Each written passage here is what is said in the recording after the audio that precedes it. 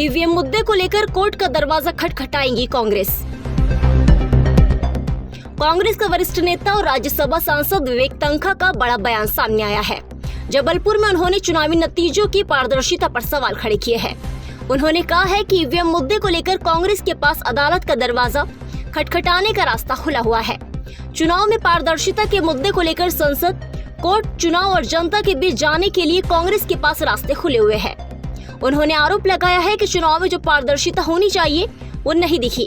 चुनाव के पहले ग्राउंड में बदलाव का माहौल था, लेकिन चुनावी नतीजों के बाद लोगों में आक्रोश नजर आ रहा है। चुनावी नतीजों के बाद ईवीएम मुद्दे को लेकर चल रही अटकलबाजी के बीच कांग्रेस चुनाव में पारदर्शिता को भी अहम मुद्दा बनाने जा रही है। राज्यसभा सांसद और कांग्रेस के वरिष्ठ नेता विवेक तन्खा ने कहा कि चुनाव में पारदर्शिता का मुद्दा इंडिया गठबंधन का अहम विषय रहने वाला है।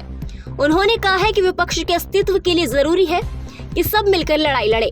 प्रदेश में भारतीय जनता पार्टी को मिले भारी मतों के बावजूद मुख्यमंत्री के फैसले पर आखिरी निर्णय लिए जाने पर विवेक तन्खा ने कहा है कि मुख्यमंत्री का चयन का फैसला भारतीय जनता पार्टी की आंतरिक राजनीति का हिस्सा है। बिल्कुल जैसा आप लोग देख रहे थे वैसा हम देख रहे थे।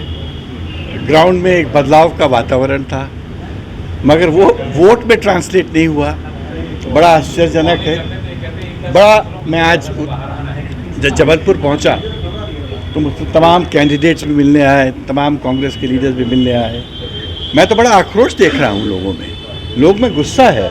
लोग समय दे फील चीटेड कि ये चुनाव जो ट्रांसपेरेंसी से जैसे होने चाहिए चुनाव देश में, वो शायद नहीं हो पा रहे हैं। ये रियली सीरियस बात है। इस पे जांच भी होगी, इंट्रोस्पेक्शन भी होगा, और हमको खाली चुनाव देश में कराने नहीं हैं। हमको चुनाव ऐसी तरीके से कराने चाहिए, ऐसी व्यवस्था से कराने चाहिए जिससे कि लोगों में ये एक भरोसा रहे कि चुनाव निष्पक्ष था।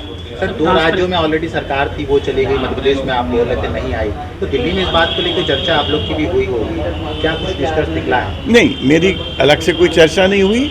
और आज शायद समीक्षा बैठकें थी दिल्ली में, छत्तीसगढ़ की भी थी, शायद मध्य प्रदेश की भी थी, क्योंकि मध्य प्रदेश के लीडर्स सब आ रहे थे दिल्ली और मुझसे फ़ोन पे बात कर रहे थे, मुझसे मिलना चाहते थे। बट क्योंकि मैं जबलपुर आ रहा था तो मैं आज उनसे नहीं मिल पाया।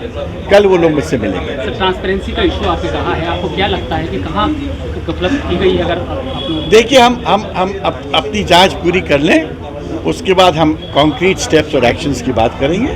पहले से बात करना अनुचित होता है। कोर्ट का भी कुछ ऑप्शन खुला रहेगा सर? हर ऑप्शन खुला है हमारे पास। पार्लियामेंट का भी ऑप्शन खुला है, कोर्ट का भी खुला है, जनता का भी खुला है, इलेक्शंस का भी खुला है। हर ऑप्शन है, मगर ये सब चीज़ें गंभीरता से विचार विमर्श के बाद और सब पार्टीज मिलकर जब बातें करती हैं उसके बाद होती है। सर, क्लियर मेजोरिटी मिलने के बाद भी बड़ा विलम्ब हो रहा है, क्या लगता है आपको? अब ये उनकी आंतरिक पॉलिटिक्स है। अब उनको 3-4 जगह उनको चीफ मिनिस्टर्स बनाने हैं। घोषणा भी की है कि हम नए चीफ मिनिस्टर्स नए लोगों में से बनाएंगे। तब ये तो उन्हीं का आंतरिक मामला है, इसमें हम लोग क्या कह सकते हैं? उम्मीद क्या, एक्सपेक्टेशन क्या है पार्टी से? नहीं, हम क्या उम्मीद करेंगे? ये तो उनका डिसीजन है कि उनको किसको चीफ मिनिस्टर बनाना है। जिसको वो चीफ मिनिस्टर बनाएंगे हम लोग उस डिसीजन का स्वागत करेंगे, क्योंकि ये प्रजातांत्रिक प्रणाली का एक हिस्सा है।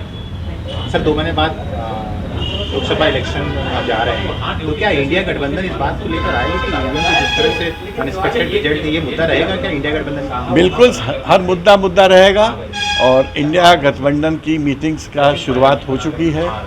आई एम श्योर अगर इंडिया में ऑपोजिशन को सरवाइव करना है और प्रजातंत्र को सरवाइव करना है तो ऑपोजिशन के पास भी कोई विकल्प नहीं है but to fight the election together.